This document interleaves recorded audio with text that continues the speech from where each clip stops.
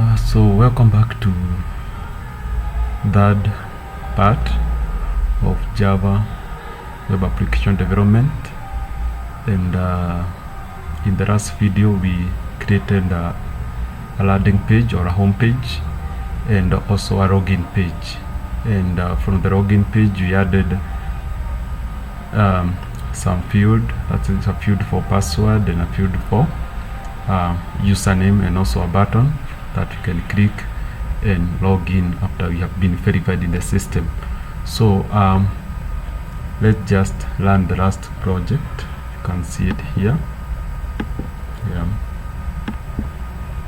Let's just run the project so that you can see where we left last.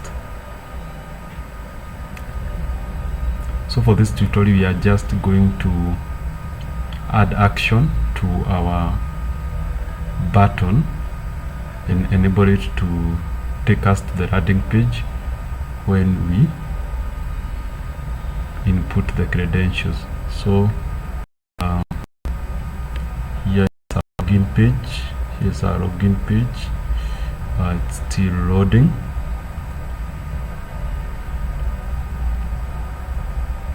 This in real time. I'm not pausing my video, so you can just see what we are doing here. Okay, fine. So you can try entering a username and a password and then try to log in. For now this is not the right field to use here. We should use a password field, but for now you are just going to use the plain text. Changing it is just a simple thing. So let's try clicking on that button. You can see that it is not working, so we need to go and check what's wrong with this page and fix that. Okay, fine. Okay, you understand that you want to submit data.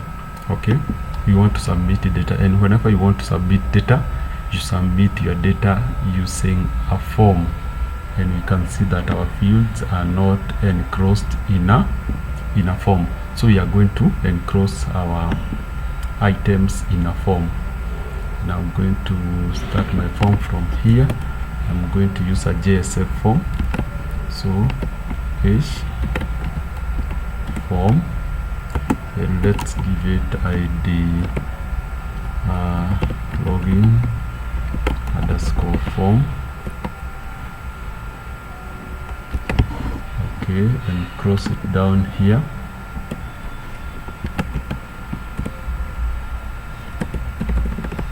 Let's close it down here. Okay, fine. So now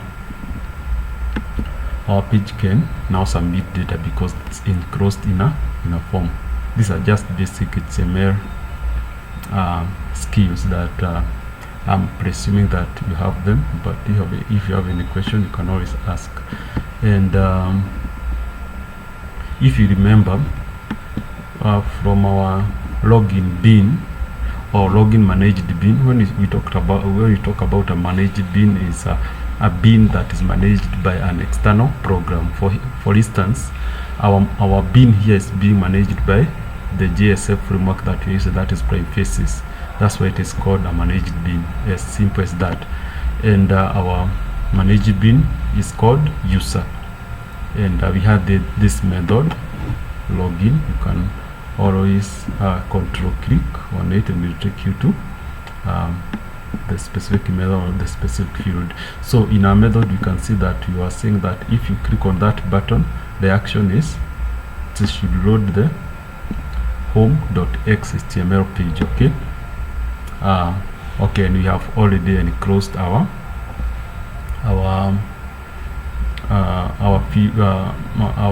form, our fields in a form from the HTML form or from the JSF page here.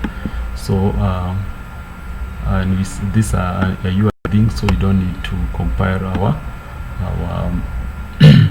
our project. We can just run it directly, although running actually build and compile and then just load your project in your browser. So let's see whether our button works.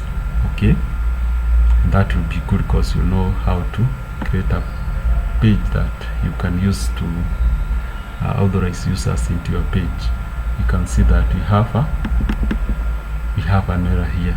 Okay, you always be experiencing all this kind of errors, but it's giving some detail that the element times must be terminated using that. So we closed it maybe from a long position.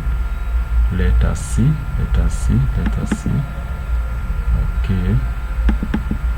Okay, so we needed to take it one higher level, because also the diff inside it.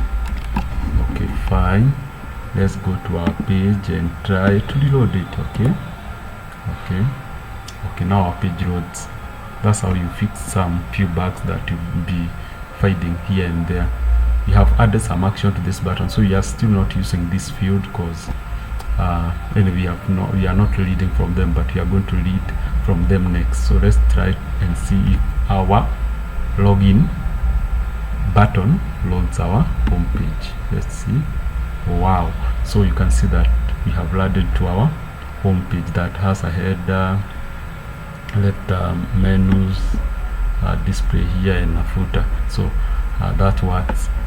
So let's also add some more factors from our code. Let's add some more authentication logic here. We had said that we are coming to create some login logic. Okay, so for now we are not going to first read from the database in this tutorial, so we are just going to statically create our username here and password that we expect the user to input. So let's say that the username is admin and string, password is equal to admin.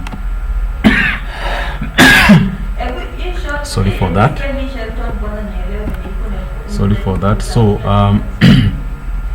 you want to check, actually when you put your field, if you remember from our JSF page, you can see that the values that you are putting in this input text are being pushed into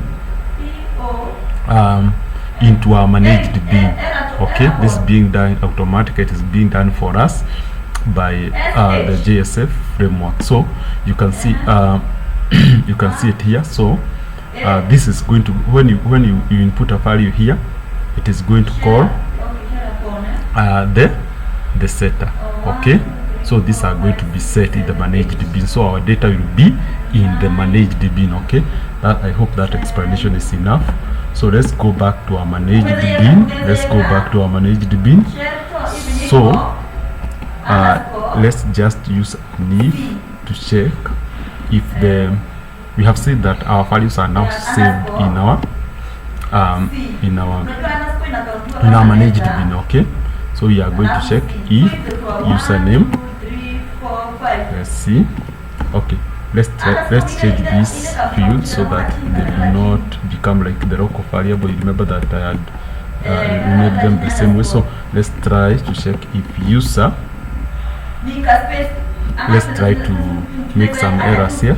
If user is equal to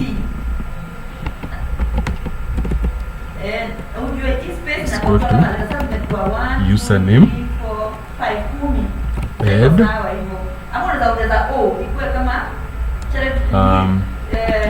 pass is equal to password. Okay, we want to check that case. If that meets if that is okay, we want to return that page. Okay, we want to return home. Okay, else we can just remain that page by taking no action. You can load another page, you can do anything here, but for now no action to remain on the same page.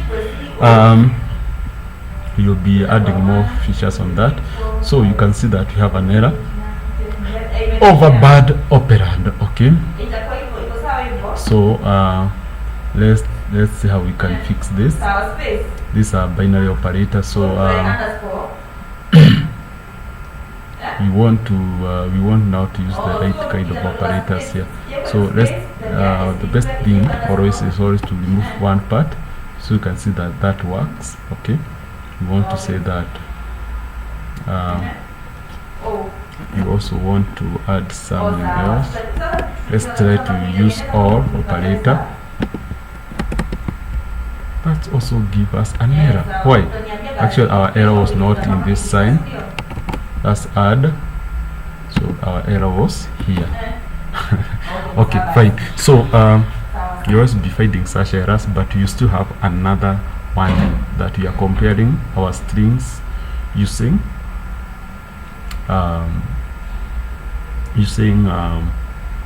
equality operators, which is a bad thing. So when you go to NetBean here, it gives you a better way of doing that.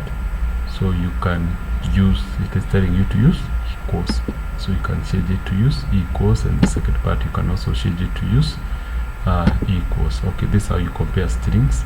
The other one may cause some issues to you. Okay, so I hope that's okay. And I can see we have some error here.